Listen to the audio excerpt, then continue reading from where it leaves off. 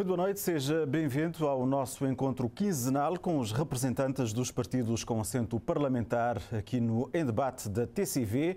Para esta edição, propomos um olhar aos impactos do stopover da Ocean Race para Cabo Verde e uma antevisão do debate de amanhã, sexta-feira, com o Primeiro-Ministro, e que vai debruçar-se sobre a inflação e o impacto na vida dos cabo-verdianos por proposta da UCID. São nossos convidados o deputado António Monteiro da UCID, a quem cumprimentamos. Muito boa noite. O deputado Luís Carlos Silva, muito boa noite, também deputado do Grupo Parlamentar do MPD, e Fidel Cardoso de Pina, a representar o Grupo Parlamentar do PAICV. Sejam então muito bem-vindos. Como se sabe, a cidade do Mindelo foi palco por estes dias do stopover da Fórmula 1 dos mares, a Ocean Race, que zarpou ontem. Uma escala que culminou com a Cimeira dos Oceanos, que trouxe a Cabo Verde o secretário-geral da ONU, António Guterres, a convite do primeiro-ministro, e ainda com a assinatura entre Portugal e Cabo Verde, representados pelos respectivos chefes dos executivos, António Costa e Ulisses Correia e Silva, portanto, que assinaram um acordo para a conversão da dívida do nosso país em fundo climático e ambiental. O governo investiu cerca de 300 mil contos para que esta escala pudesse acontecer no país. No balanço, o primeiro-ministro afirmou que o retorno é de longe superior ao que foi investido. De resto, o assunto foi tema de uma declaração política do grupo parlamentar do MPD esta manhã no Parlamento, que, portanto, uma declaração que pareceu ter sido consensual em matéria dos benefícios que pode o Ocean Race e a Cimeira dos Oceanos trazer para o país. Meus senhores, boa noite. Começamos hoje pelo deputado que representa o PAICV, Fidel Cardoso de Pina. Muito boa noite. Portanto, a partir daqui, que dividendos pode então Cabo Verde esperar do stopover da Ocean Race e da Cimeira dos Oceanos, representada também ao mais alto nível, sem descurarmos também a reconversão da dívida de Cabo Verde a Portugal em fundo climático? Os ganhos serão efetivamente mais do que o investimento feito pelo Governo? Bom, muito boa noite, Jefferson. Queria cumprimentar aos colegas, mas também as pessoas que nos acompanham em direto neste programa. Bom, antes de mais aqui é importante reconhecer a importância dos mares, dos nossos oceanos e da economia marítima para aquilo que é o desenvolvimento de Cabo Verde. Aliás, o PAICV sempre reconheceu a importância do mar na sua estratégia, na sua visão, e é por isso que teve uma estratégia ancorada nos clusters, precisamente porque entendia que o mar é um recurso importante e fundamental para aquilo que é o desenvolvimento do país. Mas também é uma questão que o PAICV entende que deveria ser motivo de consenso nacional. Se nós repararmos, o MPD quis pôr em causa os ganhos da nossa governação naquilo que é a estratégia para o mar, mudou nomes, mudou estratégia, mudou pessoas e depois, com o tempo, arrepiou o caminho para vir retomar as mesmas ideias. Quando nós entendemos que deveria ser uma questão de consenso, que o mar é um recurso fundamental para o desenvolvimento do país. Isso para dizer que é claro que temos que valorizar o Ocean Race. Foi importante essa escala, portanto, dessa regata internacional.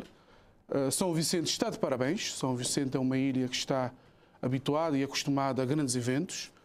A forma como a população acolheu é digno também deste registro, mas é preciso também que o Governo explique e partilhe com os cabo-verdianos os impactos desse investimento. É claro que se analisarmos de forma simples... Far-se-ão sentir daqui para a frente? É isso. De uma forma simples, nós podemos ver alguns impactos. Portanto, este evento colocou Cabo Verde a nível internacional no que é a mídia, as notícias internacionais. Tivemos aqui personalidades destacadas, o caso do secretário-geral da ONU, engenheiro António Guterres, ou do Dr. António Costa. Obviamente que houve impacto naquilo que é a economia local, a nível dos hotéis, da restauração, vários operadores económicos. É claro também que houve reclamações, nós vimos na imprensa que alguns operadores económicos, nesse caso ligados ao som, reclamaram porque não tiveram a oportunidade de fazer o seu negócio. Não sabemos se há outras reclamações. Portanto, só o Governo e a Câmara Municipal de São Vicente poderão explicar as razões dessa marginalização. Mas estamos a falar de um investimento de mais de 300 mil contos, pelo que é preciso, de forma científica, explicar aos cabo-verdianos quais são os ganhos efetivos que nós iremos ter daqui para a frente, quantificar, não é? E, como eu disse, explicar para os cabo-verdianos. A questão do clima é uma questão que, obviamente, é uma questão sensível, é uma questão importante para Cabo Verde, sobretudo porque nós somos um país insular, um país exposto a várias vulnerabilidades, sobretudo a nível ambiental, pelo que é importante abordar a questão do clima. Mas é claro que a questão do clima não podemos abordar de uma questão muito macro. Temos que ver também a questão micro, não é? Temos vários desafios, nomeadamente a nível de habitação. Temos pessoas aqui que vivem numa condição quase que indigna. Há pessoas que têm dificuldade ao acesso à alimentação, a rendimentos e, portanto, obviamente Cabo Verde tem uma grande oportunidade de mobilizar os cabo-verdianos em torno daquilo que é políticas e medidas para fazer face às mudanças climáticas. Só que, como eu disse, é preciso ter esse equilíbrio porque fica difícil mobilizar pessoas perante os desafios em torno das mudanças climáticas quando ainda temos questões básicas como o acesso à alimentação, o acesso à habitação ou o acesso a rendimentos.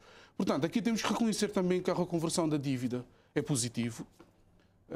É muito positivo que essa dívida seja reconvertida para um fundo das mudanças em torno daquilo que é de desafios no tema ambiental e climático, pelo que é de valorizar isso, é de valorizar a disponibilidade do Dr. António Costa, que é, como sabem, um homem de esquerda, um homem que assume os valores da esquerda e que prontamente, portanto, esteve disponível para abraçar a causa e proporcionar essa questão. O que nós pedimos aqui do PICV é que haja transparência na gestão do fundo, que o Governo partilhe como é que vai gerir esse fundo, até porque não sabemos se é o Banco de Portugal, se vai ser o BCV, ou como é que será gerido este fundo, mas nós queremos, sobretudo, como eu disse, transparência para que este fundo efetivamente seja colocado ao dispor dos cabo-verdianos e que seja empregada, sim, naquilo que é os desafios em torno das mudanças climáticas.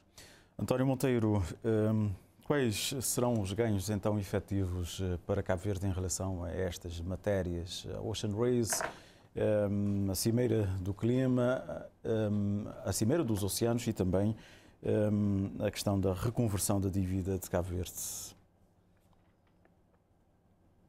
António Monteiro. Muito obrigado. Boa noite. Jefferson, boa noite a si. Boa noite aos colegas do painel.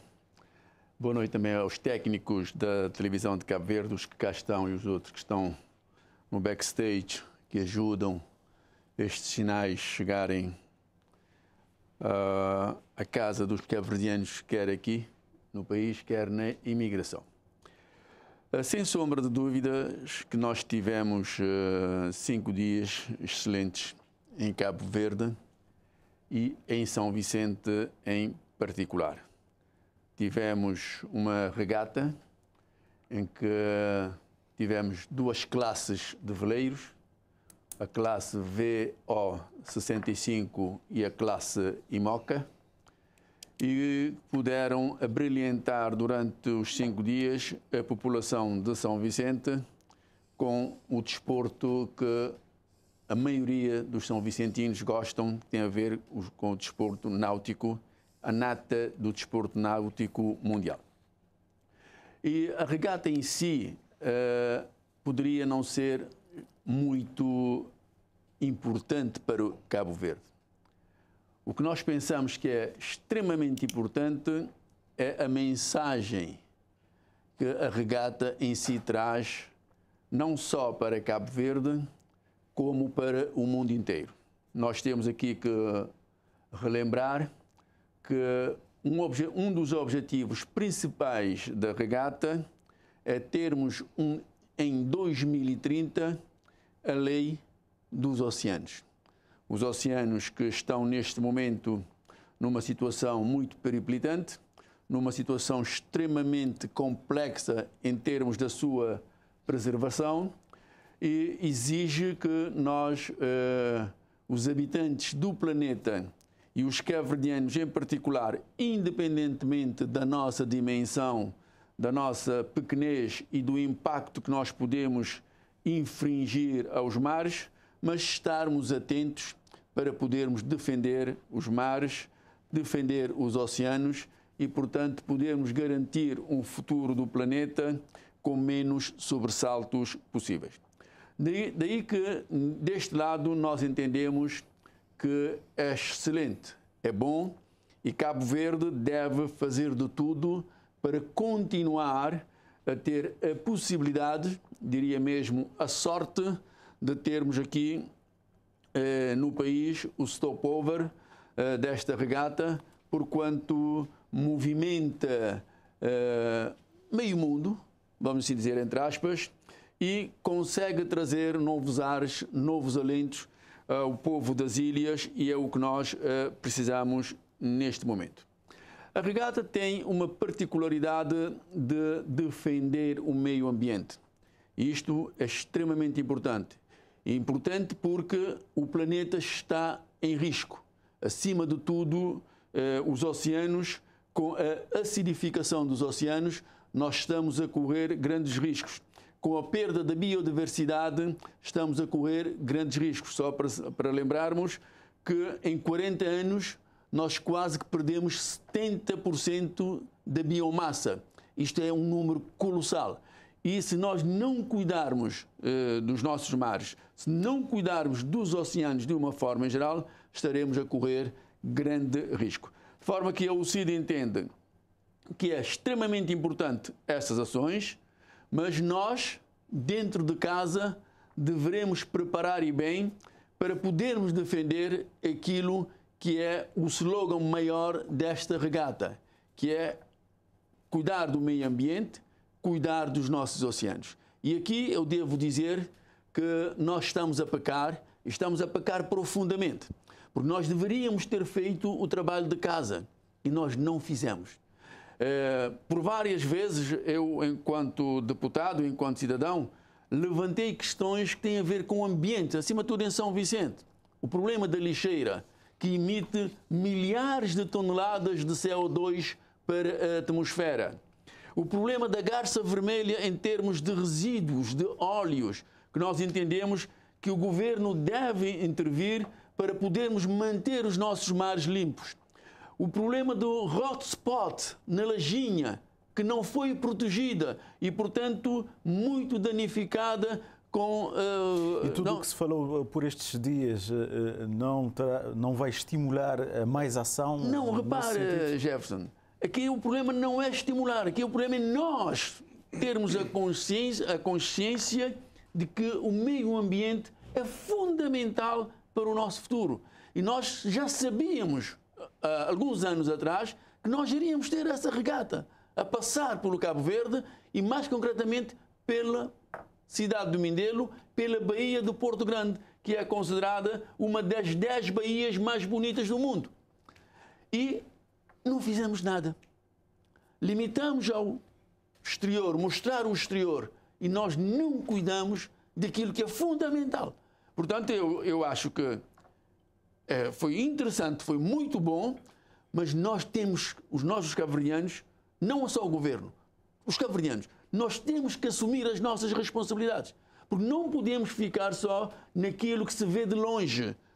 Nós temos que ir a fundo no que é nosso, cuidar do que é nosso, para realmente sermos exemplos. Quanto à questão da reconversão da dívida, eu devo dizer que esperava mais. Mas ter 12 milhões até 2025, penso que já é um passo.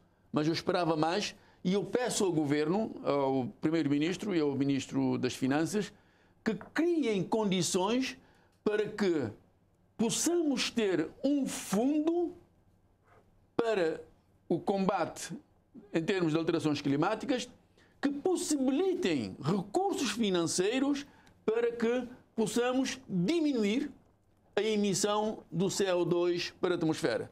Nós emitimos pouco, mas nós temos um potencial energético tremendo e temos que aproveitar. Esta conversão só vai dar com esse 12, input. só com 12 milhões de euros, que estamos a falar de 1.300.000 conto, desculpe-me a expressão, mas é peanuts. É muito, muito, muito, muito pouco. Precisamos de volumes. E nós temos que ter a ousadia em Cabo Verde. Se nós não temos condições, vamos ter que sair à procura por este mundo fora de investidores que nos tragam realmente capacidade financeira para investirmos. Porque a regata que veio até nós, movida a vento, demonstra que há possibilidades. E Cabo Verde, acima de tudo, a ilha de São Vicente, com o vento do Nordeste, que é quase numa mesma direção, permanente, todo o ano, é excelente para a produção de energia. É a nossa riqueza, é o nosso filão de ouro que deve ser devidamente explorado. E nós estamos com algum receio de avançar.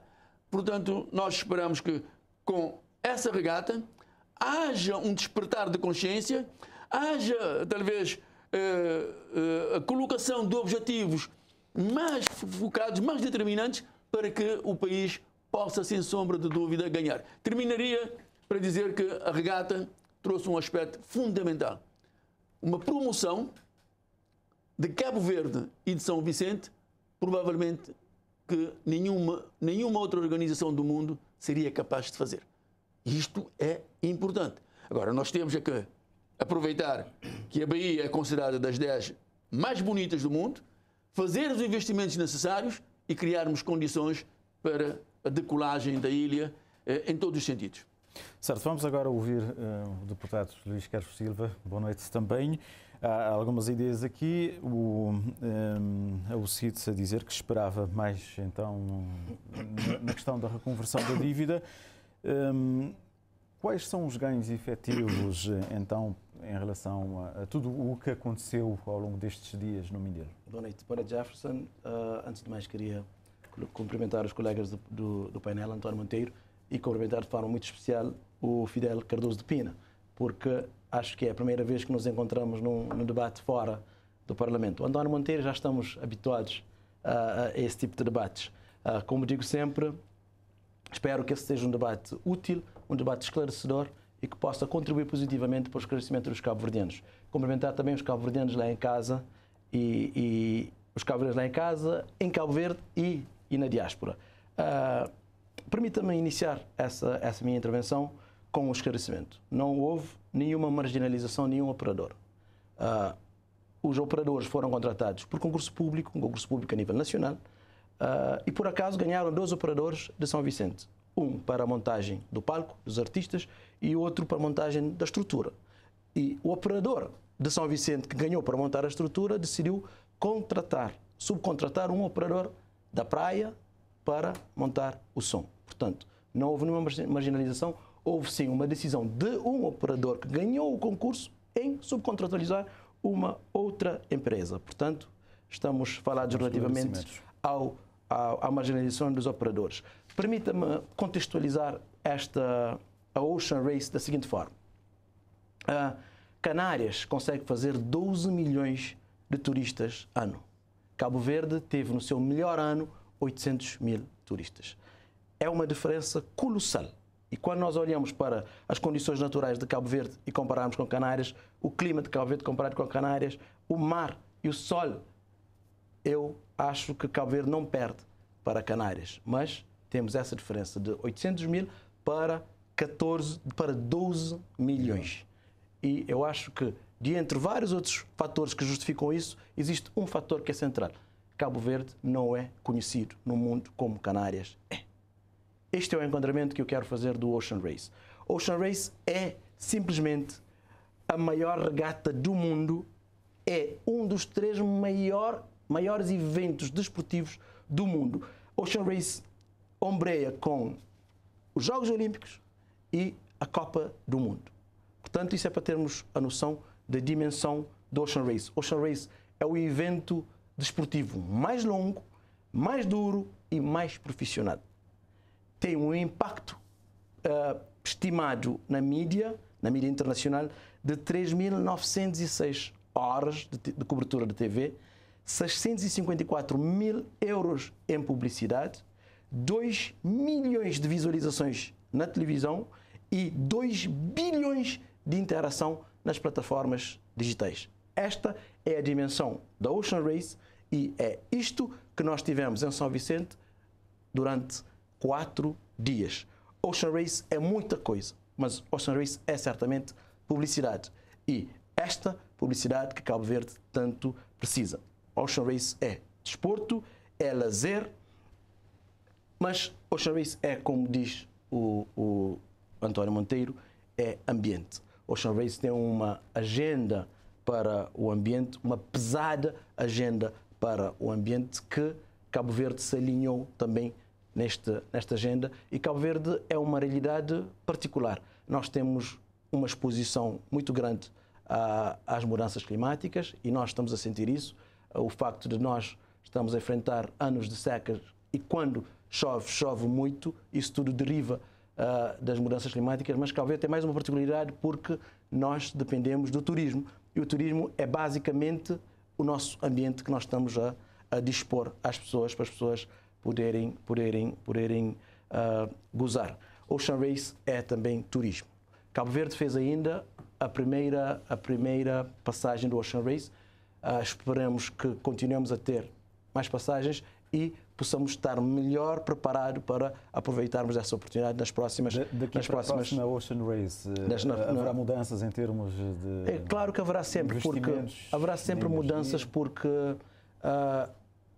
esta edição é também um aprendizado para nós e nas próximas edições estaremos melhor preparados para o enfrentarmos. Eu acho que correu bem, eventualmente haverá pontos que possam ser melhorados, mas eu acho que o Ocean Race suplantou as minhas expectativas e acredito que suplantou as expectativas dos organizadores locais, mas também dos organizadores da Ocean Race. A título de exemplo, eu queria dizer que Itajaí, no Brasil, que vai ser mais um ponto de passagem da Ocean Race, tem a previsão de receber 1 milhão de turistas só para ver a regata da Ocean Race a chegar a Itajaí. Portanto, esta é a dimensão do que nós podemos alcançar. A escolha de Mindelo para receber a Ocean Race também penso que não podia ser mais perfeita, porque Mindelo, para além de oferecer uma das 10 baías mais belas do mundo, acho que a Ocean Race saiu a ganhar com isso, porque a chegada da regata em Mindelo foi extraordinário, foi de uma beleza singular e Ocean Race saiu também a ganhar porque pôde projetar uma imagem singular para o mundo. Mas Mindelo é também especial porque Mindelo tem uma forma particular de se relacionar com o mar, tem uma cultura náutica que se destaca em Cabo Verde, portanto eu acho que a escolha de Mindelo foi excepcional. Conversão da dívida pública da dívida pública de Cabo Verde com Portugal em fundo de ação climática. Dizer que se esperava mais, eu diria que esta iniciativa e todo o desenho desse processo é disruptivo, é extraordinário, eu diria, porque é inovador, é um passo em frente naquilo que não só Cabo Verde pode fazer para aliviar o nosso sobreendividamento, mas é um exemplo que nós damos ao mundo do que se pode fazer. É claro que o exemplo não é dado só por Cabo Verde, o exemplo é dado num triângulo, Cabo Verde, Portugal e Nações Unidas. O secretário-geral das Nações Unidas, António Guterres, tem tido, a nível do seu secretariado, um pilar na sua agenda, que é o pilar ambiental.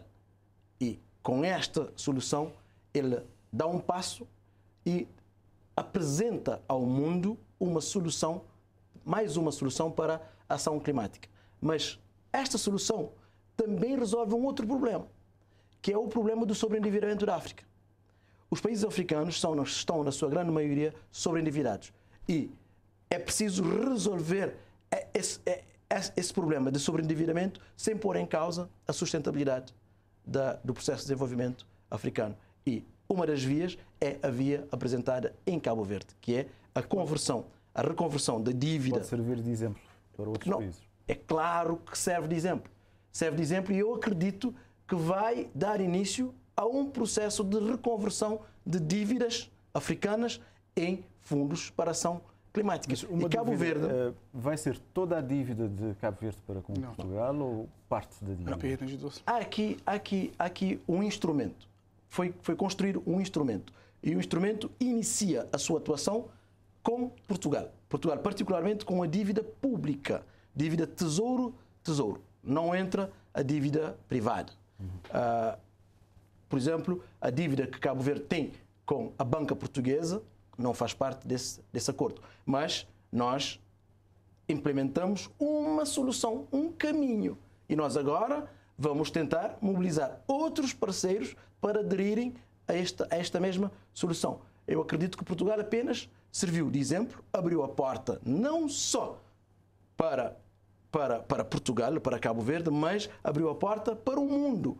E eu acredito que a partir de agora os países francófonos vão abordar os seus credores na perspectiva de se poder fazer o mesmo.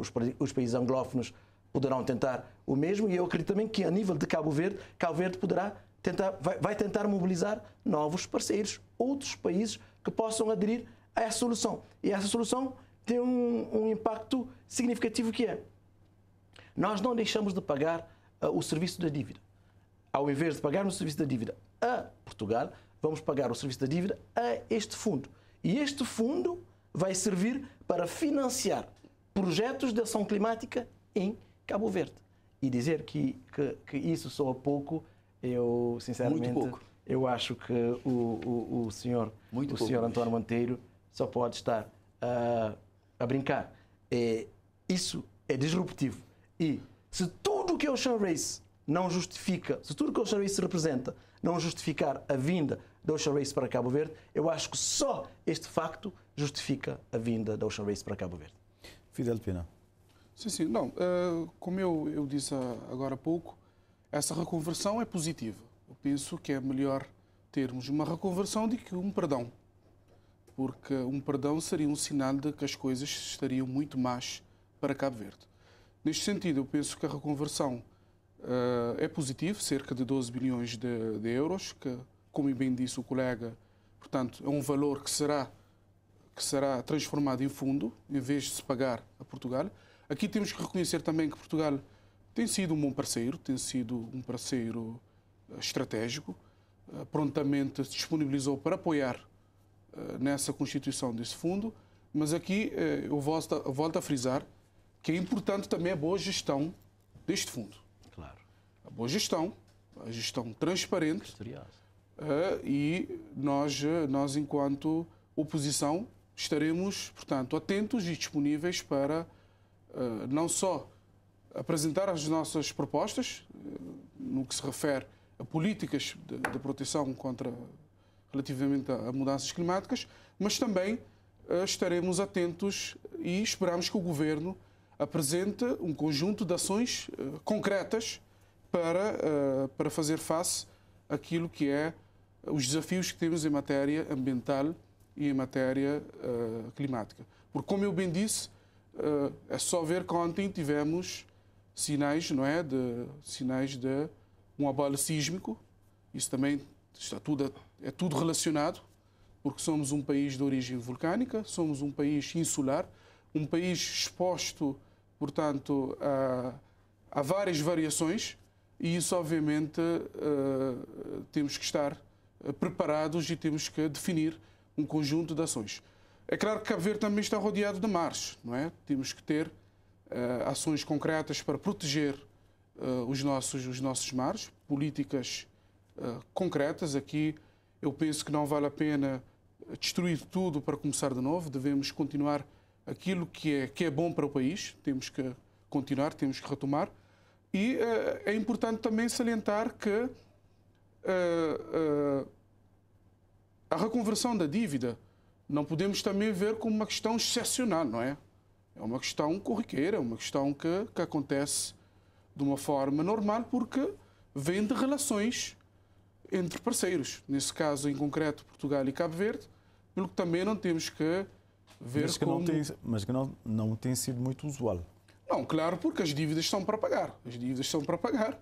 E o que se espera de um parceiro que tenha uma dívida para com outro parceiro é que pague efetivamente aquilo que deve. Foi uma solução inteligente, como eu referi há pouco.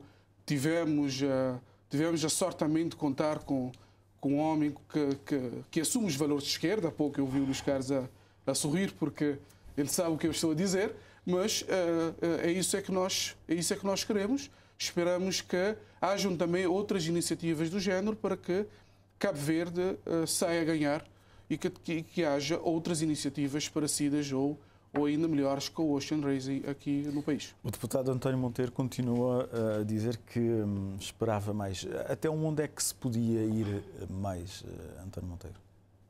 Repara, Jefferson, nós temos que ter a noção clara dos custos dos investimentos que são feitos para tentarmos travar as alterações climáticas. Não são custos de tostões. Não são custos de 1.300.000 contos. Não são custos de 2 milhões de contos. São custos elevadíssimos. Só para ter uma noção, neste momento em Portugal vai decorrer um projeto alemão de 600 megawatts com valor de 2.000 milhões de euros para a produção de hidrogênio verde. O que nós deveríamos estar a pensar? O que nós, cabo-verdianos, que temos um regime de vento, como eu digo sempre, extremamente favorável, intenso, devíamos já estar a pensar em coisas assim. E ter 1.300.000 contos, provavelmente... Daqui até 2025. Até 2025, e não é agora, até 2025. 2 anos. Provavelmente, nem para requalificar a lixeira de São Vicente, que emite milhares de toneladas de CO2 anual, vai chegar. Nem para isso chega. E nós estamos a falar de todo o Cabo Verde.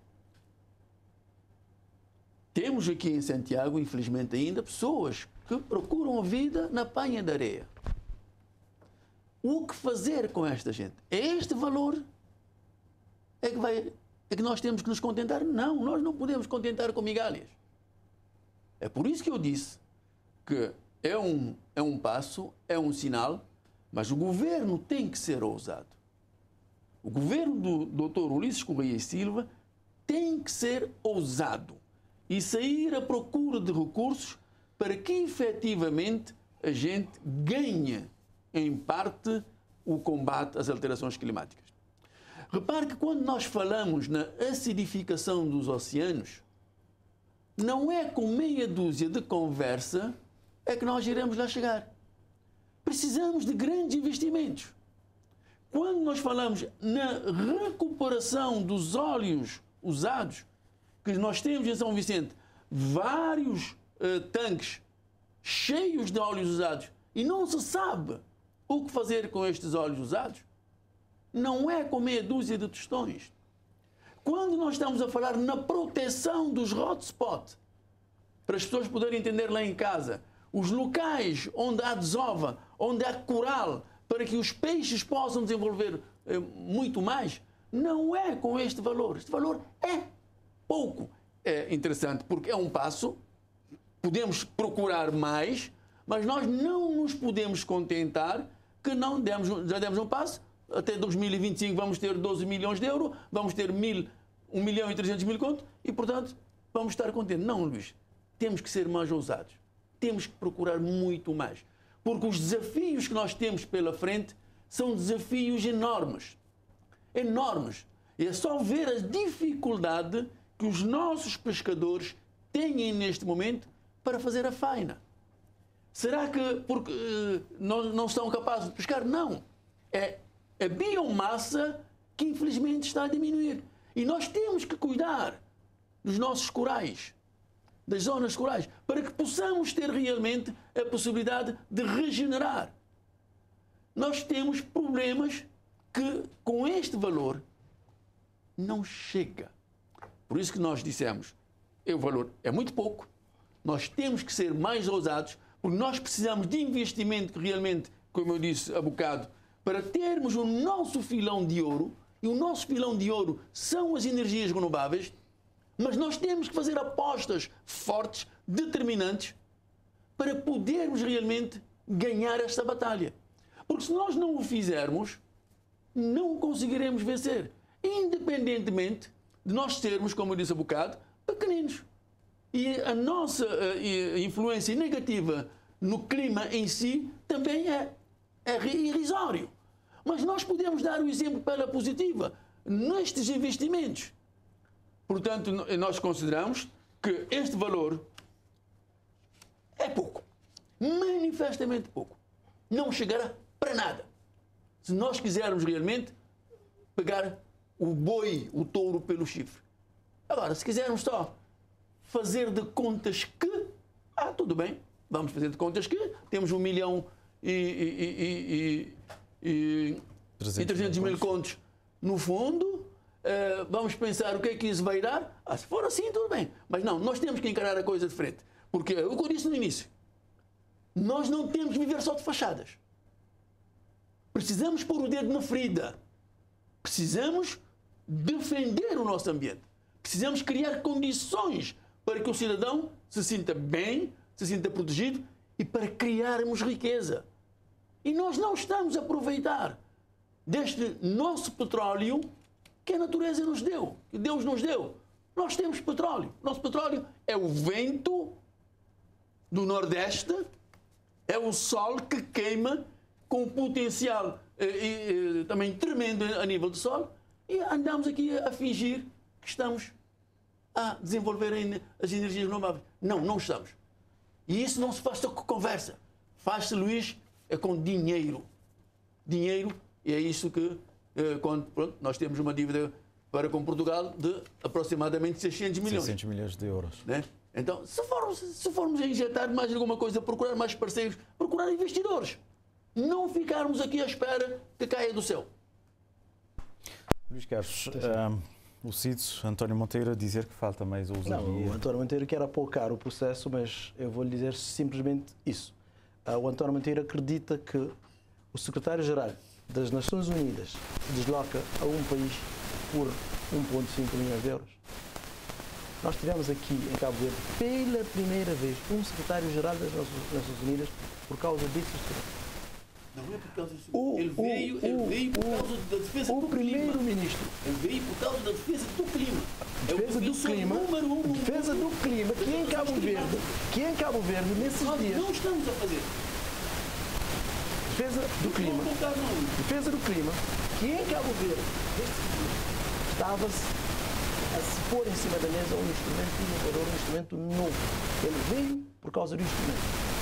O instrumento é a reconversão da dívida de um país para outro em fundo para a ação climática. Este fundo vai ser alimentado com toda a dívida portuguesa, com toda a dívida que Cabo Verde tem para com Portugal, de capital, de tesouro para tesouro. Este vai ser o valor do fundo. Agora, o fundo foi aberto com um valor inicial, mas o fundo vai ser alimentado com toda a dívida de Cabo Verde com Portugal. Eu fiquei aqui com uma dúvida, porque o Fidel disse que devia-se falar em perdão da dívida. Não sei se entendi bem. Isso que é melhor, a reconversão do... Claro, porque nós não podemos falar em perdão da dívida, porque se falarmos em perdão da dívida estaremos a risco disso, deteriorar todas as classificações que o país tem. Porque quem pede perdão da dívida é quem não pode pagar a dívida. Tanto que nós vamos continuar a pagar a nossa dívida. Mas nós convencemos Portugal a permitir que este valor seja reconvertido em investimento em ação climática em Cabo Verde. Isto foi, por mais que se tente apocar, foi de uma ousadia extraordinária. Foi inteligente e foi de uma grande sensibilidade, porque se percebeu que os países precisam desses recursos para investirem na defesa dos próximos climas, mas na defesa do clima. É de uma grande capacidade. Quem pensou esse instrumento? Eu fiquei muito agradado por Cabo Verde fazer parte disso, por Cabo Verde ter desenhado a solução e por termos conseguido mobilizar não só Portugal, através do governo, mas conseguimos mobilizar as Nações Unidas para fazermos este processo. A gestão do fundo, claro que vai ser com critério, transparente. Isso é que esperamos. E dentro da máxima lisura. Aliás, o próprio facto de nós termos conseguido converter a dívida é sinónimo de confiança, é sinónimo de credibilidade de Cabo Verde, é sinónimo que Cabo Verde faz uma boa gestão das suas finanças. Porque quem não tem credibilidade, quem não projeta confiança, não teria hipóteses de fazer o que Cabo Verde acabou de fazer. Portanto, nós devemos valorizar o que se conseguiu, e o que se conseguiu é também consequência da qualidade das nossas instituições, particularmente das nossas instituições que fazem a gestão dos recursos que nos é disponibilizado, mas também das instituições que fazem a fiscalização de todo o processo. Agora, queria também partilhar aqui com os colegas os impactos da Ocean Race em Cabo Verde, os impactos de curto prazo, mas também os impactos de médio prazo. Impactos desenhados pela Ocean Race, tendo por base os diferentes races que já fez no mundo. E temos impactos de curto prazo, cerca de 1,2 milhões de euros na economia local, na economia nacional. 1,2 milhões de euros de curto prazo. De longo prazo, 6,3 milhões de euros de impacto. Pode-se falar no dinheiro investido para se ter a Ocean Race aqui em Cabo Verde. Eu acho que não só valeu a pena o investimento, mas grande parte desse valor investido para os ter cá foi reinvestido na economia local em São Vicente. Houve uma série de investimentos efetuados, particularmente na capacitação dos portos, por exemplo, do Porto de Cabo Verde, do Porto Grande em São Vicente, para poder receber as regatas. Investimento que vai ficar em São Vicente, que depois poderá ser utilizado para outras atividades e para atrairmos novas regatas. Portanto, a vinda da Ocean Race é um marco significativo que marca a transformação de São Vicente num spot para atividades similares, marca e projeta Cabo Verde para podermos mobilizar mais investidores para o turismo, mas também mais turistas, e marca de uma forma transformacional a economia de Cabo Verde e o futuro de Cabo Verde. Sim, mas rapidamente para fecharmos. Rapidamente, é claro que nós queremos que hajam outros tipos de investimentos do tipo. Mas aquilo que diz o colega aqui, Luís Carlos, são projeções e são esperanças. Porque estudos. Não, esses estudos então têm que ser partilhados. Nós não conhecemos esses estudos. Têm que ser partilhados. Não vamos ter pressa. Nós queremos conhecer esses estudos, queremos, de facto, queremos cientificidade. Claro, naquilo que diz o Luís Carlos. São estudos científicos, mas onde é que estão? Esses por eles, então, não por nós. Não por nós. Eles é que fizeram. Segredo de Estado. Eles é que projetaram esses valores. O António não conhece, pelo que eu vi, não conhece também. Mas aqui eu queria perguntar, o Trust Fund, por exemplo, foi gerido pelo Banco de Portugal. Nesse caso, como é que será este fundo? Será a mesma coisa? É uma questão também que fica no ar e que nós, obviamente, queremos que o Governo coloque sobre a mesa todas as cartas. Nós queremos conhecer com profundidade essa reconversão da dívida. Porque o anúncio é muito bonito, não é? É muito interessante, mas nós queremos, como eu disse, conhecer profundamente, queremos que partilhem de forma clara com os cabo-verdianos aquilo que vai ser, de facto, os ganhos efetivos dessa reconversão. E como eu disse, já agora, que partilhe esse estudo que fala aqui o Luís Carlos, que não me parece que exista. Nós iniciamos muito bem que esteja aqui a avaliação do Chambéis, onde havia claramente um consenso, mas eu sinto que há aqui alguma sede para tentar desvalorizar o feito conseguido, mas não será possível desvalorizarmos isso, porque isso é transversal, vai se sentir na economia, já se sentiu, mas vai se sentir durante muito tempo. E o Trust Fund, independentemente de quem geriu o Trust Fund cumpriu com o seu papel e impactou de forma também transformacional Cabo Verde, porque foi através do Trust Fund que conseguimos a ancoragem do escudo cabo-verdiano ao euro, que nos permitiu uma estabilidade ao longo de todos esses anos. E o Trust Fund terá um espaço próprio para um eventual debate. Para já, a inflação e o impacto na vida dos cabo-verdianos volta ao Parlamento amanhã. Uma das faces mais visíveis da inflação no arranque deste ano veio com o governo que deixou de subsidiar a importação do trigo e que repercutiu imediatamente no preço do pão. Entretanto, no início desta semana, o Ministro da Agricultura anunciou que o Governo chegou a acordo com a MOAF para que o preço da farinha para a panificação sofra uma redução entre 10,9% e 14,6%.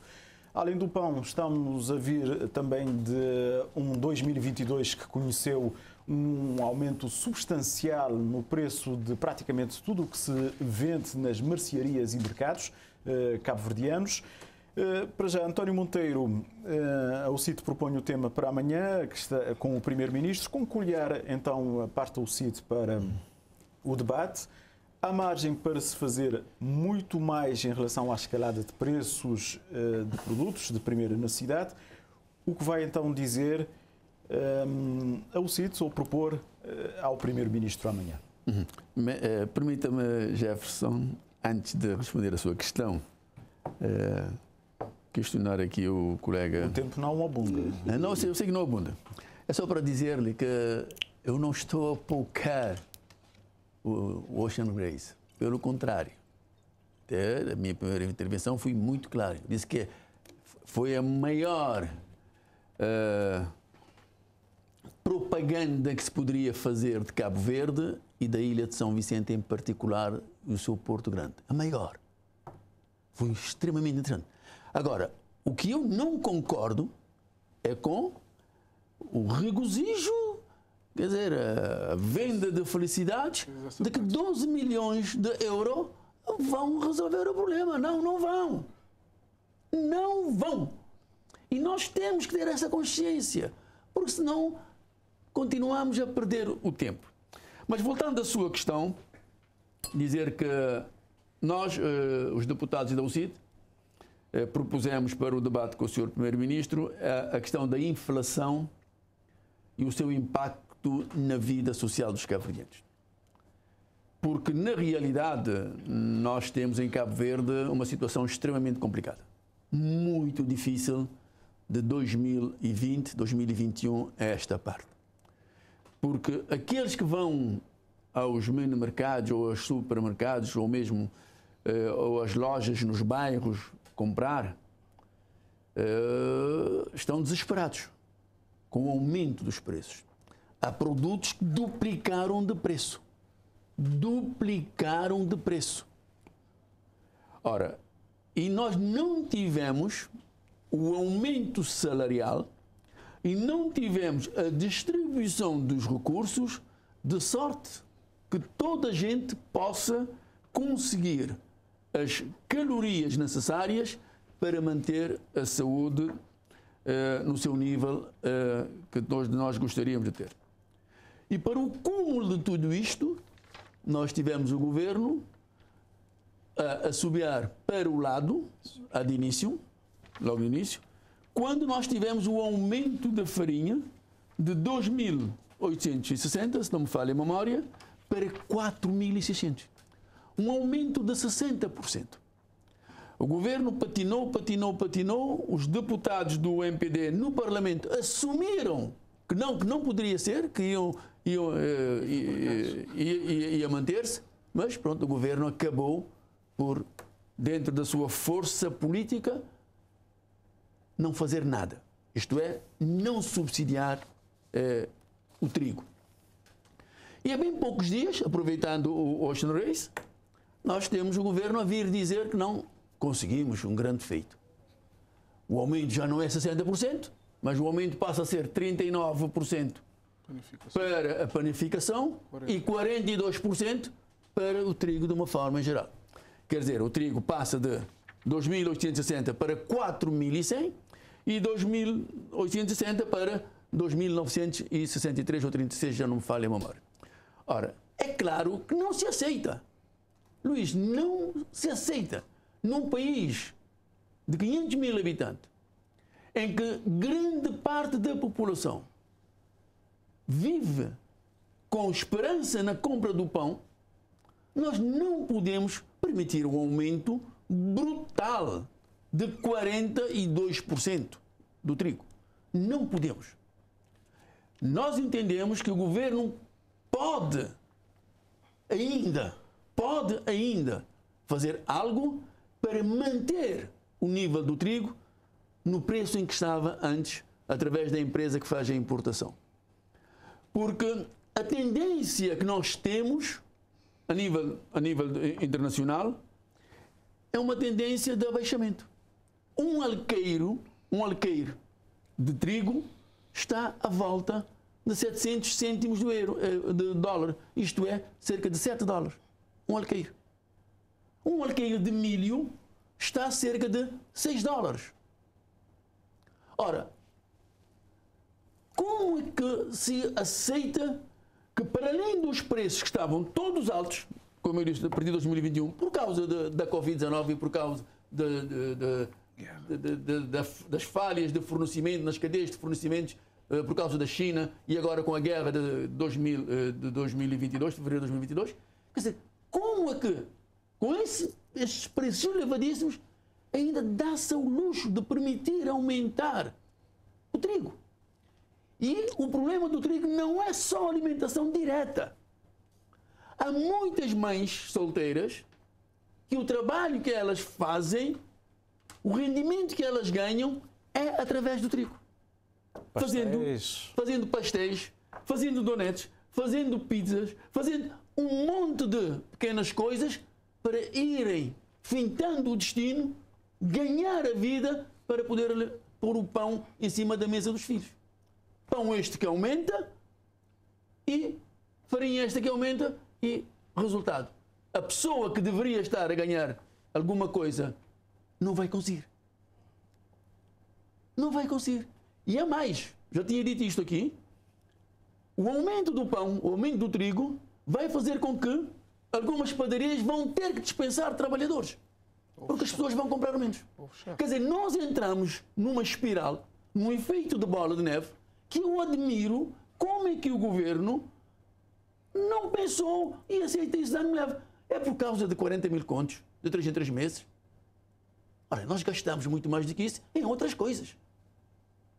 Nós gastamos muito mais do que isso em outras coisas. Portanto, nós entendemos que amanhã, no debate com o Sr. Primeiro-Ministro, vamos tentar sensibilizá-lo, dando dados dos preços em 2021 e os dados que temos agora, 2022 que temos agora, mostrar-lhe qual é a fatalidade que as pessoas vão viver se mantiver o preço do trigo no nível em que o governo veio dizer, aumentar 39% e 42%, e ver se ganham alguma consciência e, portanto, possamos ter o preço do trigo mais barato e encontrar outros mecanismos para compensar este mesmo valor.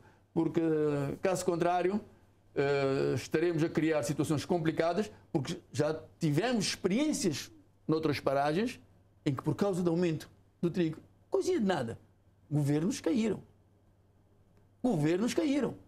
Portanto, Luís nós temos que ter cautela. Com que espírito o MPD vai para este debate amanhã? Com toda a tranquilidade, porque há um trabalho feito, é um trabalho sério e profundo feito. E o próprio facto de nós estarmos só em janeiro de 2023 a fazer este debate é prova do trabalho que foi feito durante 11 meses. Porque este problema não existe de hoje. Este problema aconteceu logo no dia, em fevereiro de 2022, quando deu início a guerra. Agora, permita-me, Jefferson, só contextualizar o problema, porque da forma como é apresentado o tema, até parece que essa crise de inflação é um problema de Cabo Verde. É um problema que surge em Cabo Verde, que surge por alguma medida que o governo tenha tomado. E não é verdade. Há uma crise de preços no mundo e é uma crise de preços tão dramática que, por exemplo, no Reino Unido, os preços de hoje estão a bater 41 anos de história de preços no Reino Unido. Portanto, esta é uma realidade que não é nossa, é uma realidade que nós estamos a lutar desde fevereiro de 2022. Os preços alteraram de uma forma nunca antes vistas. Na Europa, nos Estados Unidos, em África e em Cabo Verde. E os preços aumentaram por quê? Como diz e muito bem o António Monteiro, a Covid congelou as economias. Quando as economias começaram a funcionar, os preços começaram a subir e deparamos com duas crises, a crise energética e a crise de logística. Os preços começaram a subir. Em 2020, o preço médio do petróleo era de 41,8 dólares. Em 2021, o preço médio do petróleo era de 70,8 dólares. Quase que duplicou. De 2020 para 2021, isto antes da guerra.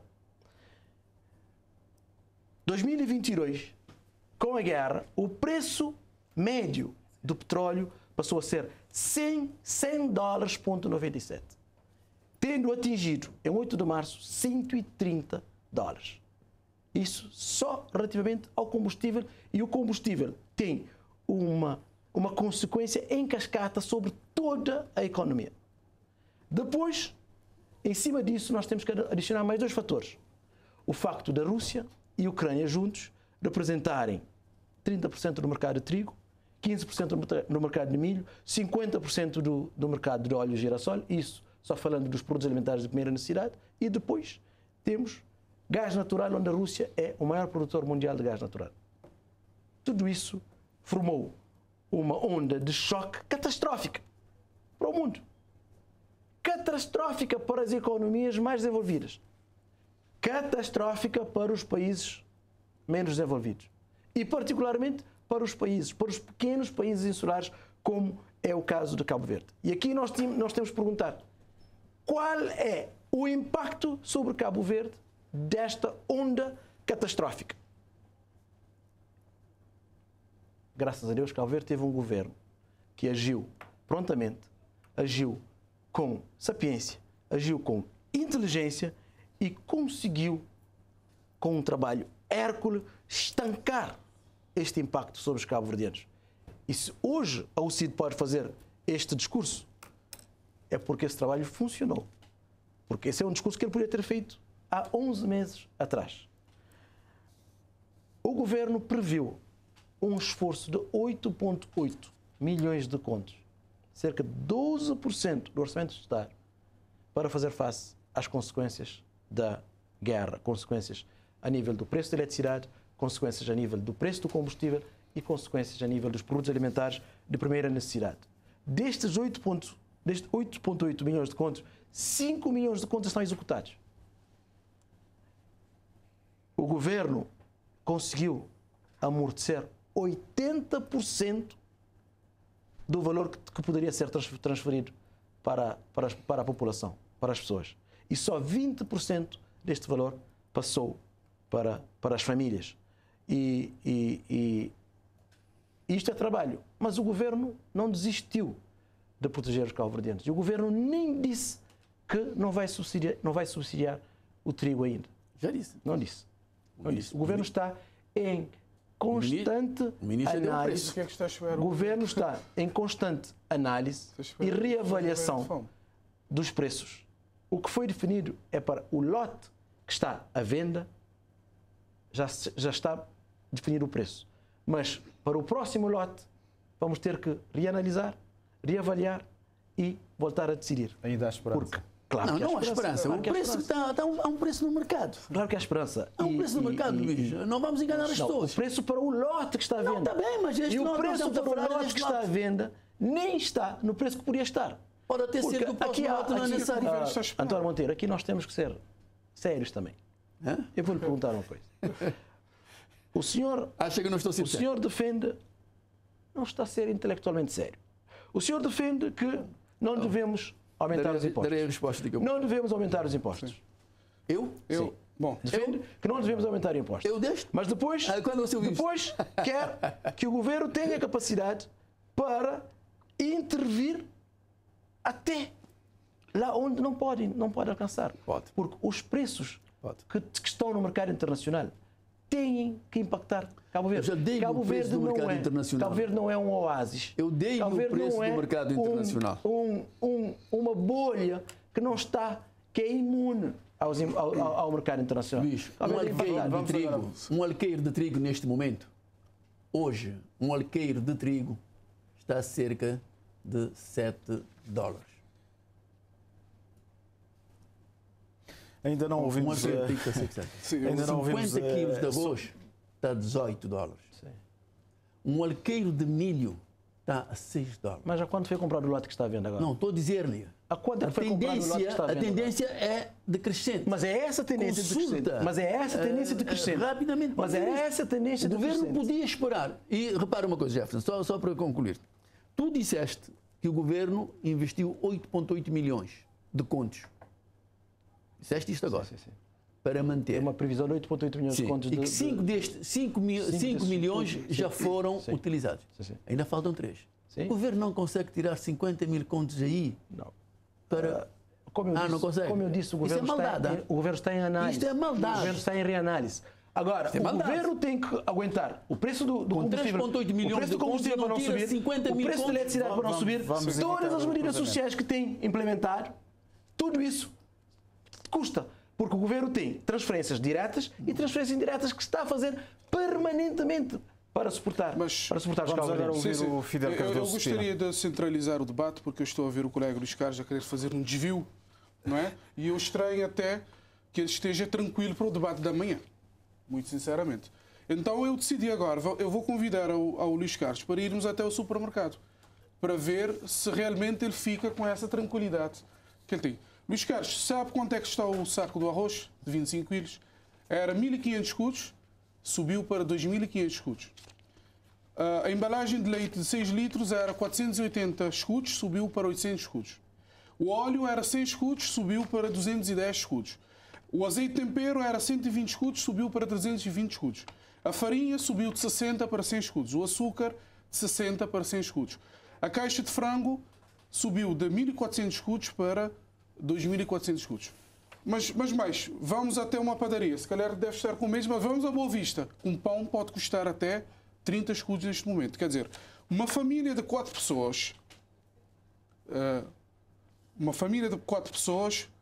suponhamos que vão comer um pão cada um, seria mais ou menos 120 escudos por dia.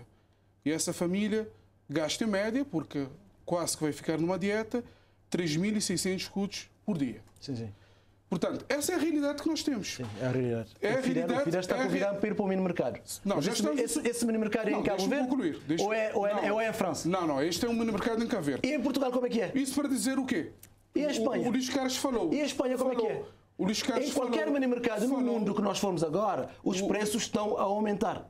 E os preços que o Fidel está a dizer que está nos mercados cabo-verdianos não são os preços que podiam estar. Não. Esta é a grande verdade. E Não, sabe porquê que os preços não são? O Luís Carlos Aquilo que poderia ser- o Luís Carlos falou. O Luís Carlos falou. Eu sei que está nervoso, mas é a realidade que nós temos. O Luís Carlos falou de várias crises, mas esqueceu de uma crise, que é a quarta crise, que é a crise da má governação, que é este governo. Todos os governos, os sucessivos governos, sabem que nós somos um país expostos a vulnerabilidades. Nós sabemos disso. Somos um país tomador de preços, sabemos disso. Agora, o que não se entende é que o governo manda os cabo-verdianos apertarem um cinto e ele é o primeiro que não aperta o cinto. Discurso político. Não é discurso político, é verdade. O governo tem feito uma má gestão dos recursos públicos. Uma estrutura pesada, uma estrutura que gasta demasiados recursos, uma estrutura que vem endividando cada vez mais, e o perigoso é que o endividamento é interno, não é? E cada vez mais, em plena crise, nós temos o quê? A criação de mais estruturas, de mais instituições públicas e parapúblicas em plena crise. É claro que um governo que gasta tantos recursos não fica com folgas para implementar medidas.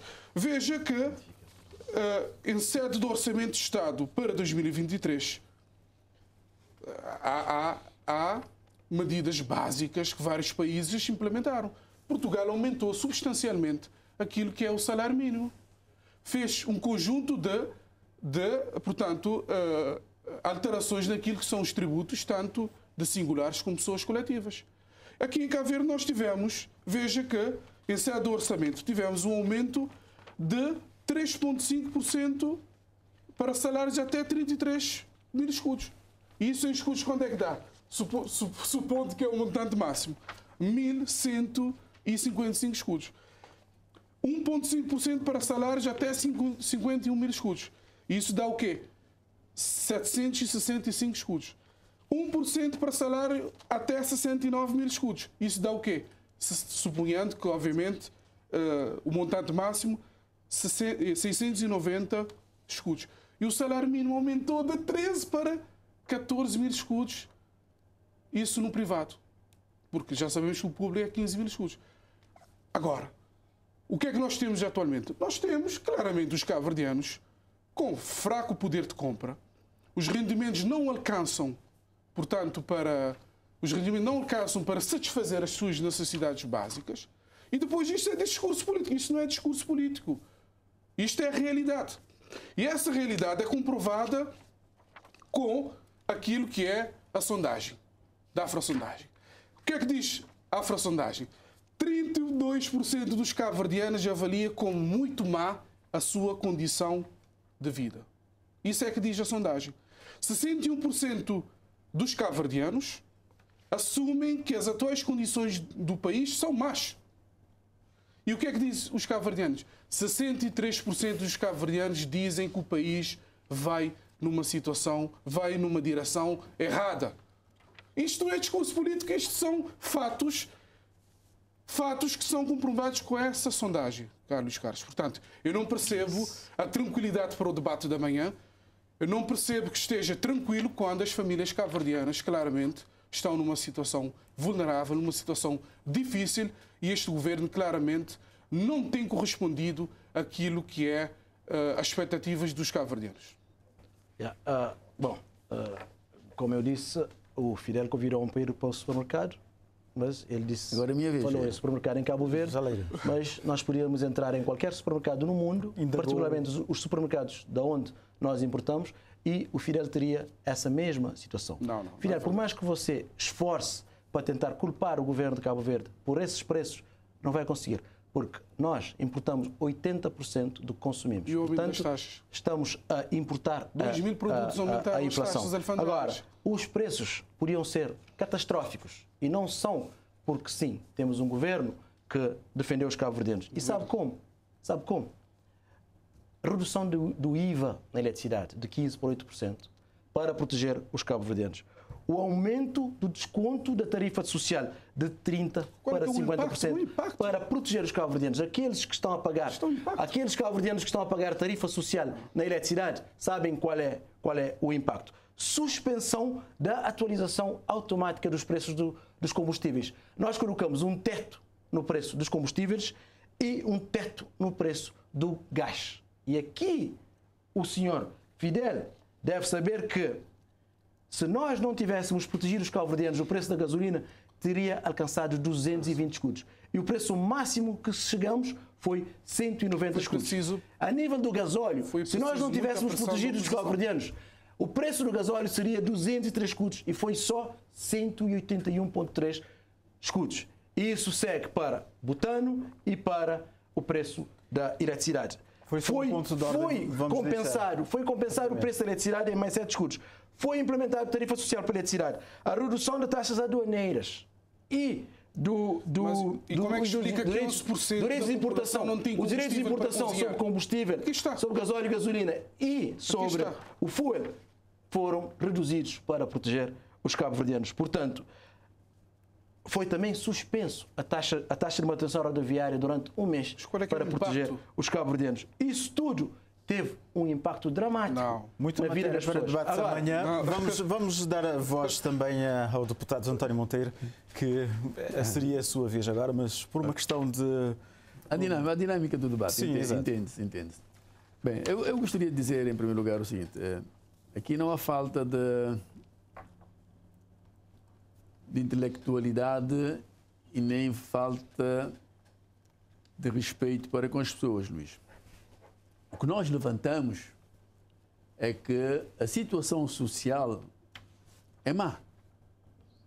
Nós temos muitas famílias com dificuldades tremendas. E o governo, que é um governo que diz que defende as pessoas, defende o cidadão em si, toma uma medida para prejudicar os cidadãos. Se o Luís considera que isto é falta de intelectualidade ou é uma coisa menos boa, eu devo dizer-lhe que não é. Eu, pessoalmente, defendo os cidadãos. Eu estou na política para isso. E não consigo entender, como disse há bocado, que o governo mobilizou 8,8 milhões de contos, já gastou 5 milhões, tem ainda mais 3 e não consegue subsidiar o trigo. E nós estamos a falar de valores não muito elevados, de 50 mil contos. Daí que aquilo que está neste momento em cima da mesa é darmos os cidadãos, aqueles que têm trabalho, a possibilidade de terem mais rendimento e, consequentemente, poderem fazer face ao aumento galopante dos preços que vem desde 2020 e 2021. É dar às pessoas que não têm trabalho a possibilidade de também eles poderem ter a capacidade de pôr em cima da mesa o pão para se alimentarem. Isto é tarefa de um governo. E nós exigimos isso sempre. E nós pedimos no debate do Orçamento do Estado que o governo analisasse o aumento do salário e que criasse as condições para que houvesse uma distribuição mais equilibrada dos rendimentos. E isto não aconteceu. E vou dizer-lhe mais, não sei se o Luís sabe, eu pelo menos não sabia, que o pão paga IVA. Ora, como é que um governo pode cobrar IVA no pão? Nós podemos considerar um governo que cobra IVA no pão como sendo um governo amigo do cidadão? Não, não é, Luís. Não é amigo do cidadão um governo que cobra IVA no pão.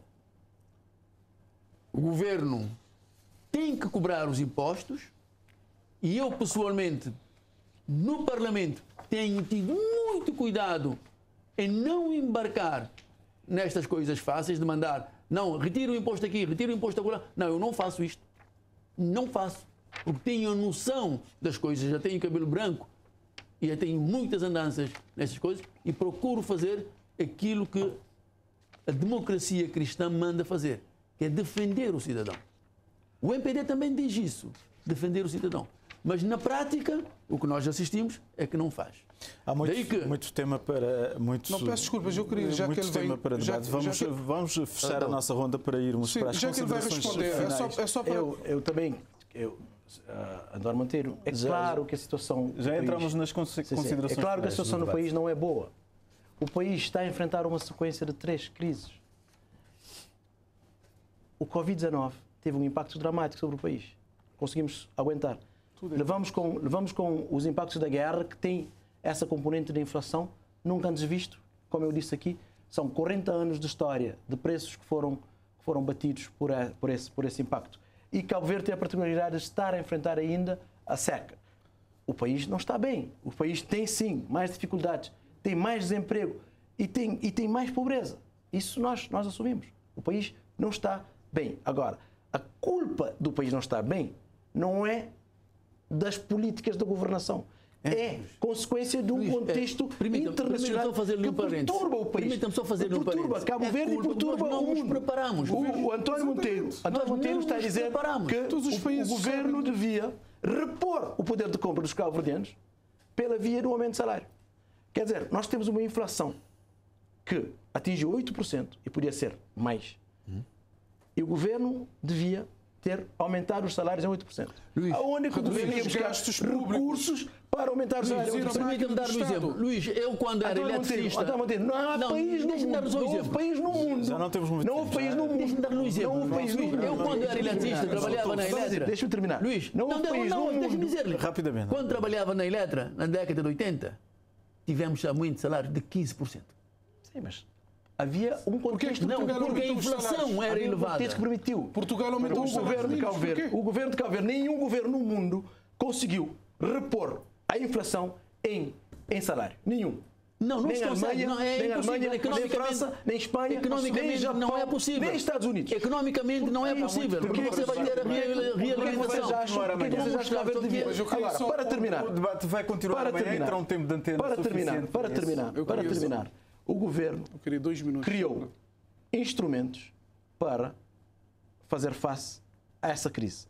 O governo vai fazer transferências diretas para a população via aumento de salário mínimo, aumento de pensões, aumento do salário, tudo para ajudar os mais favorecidos a suportarem a crise. Isso não é verdade. É implementar um novo instrumento, que é o Fundo Mais, para ajudar aqueles que estão mais próximos da pobreza. Portanto, há aqui um contexto para suportar a crise, um contexto que o governo tem que se preparar porque 2023 pode ser pior, mas mais ainda. As nuvens estão a dissipar. As nuvens negras já estão a dissipar. Mais ainda estão a manter. Rapidamente. Há dúvidas se o melhor modelo é uma subsidiação total ou uma subsidiação parcial. Isso é subsidiar o consumo daqueles que não podem comprar ou subsidiar o consumo total, onde se incluem pessoas que possam pagar.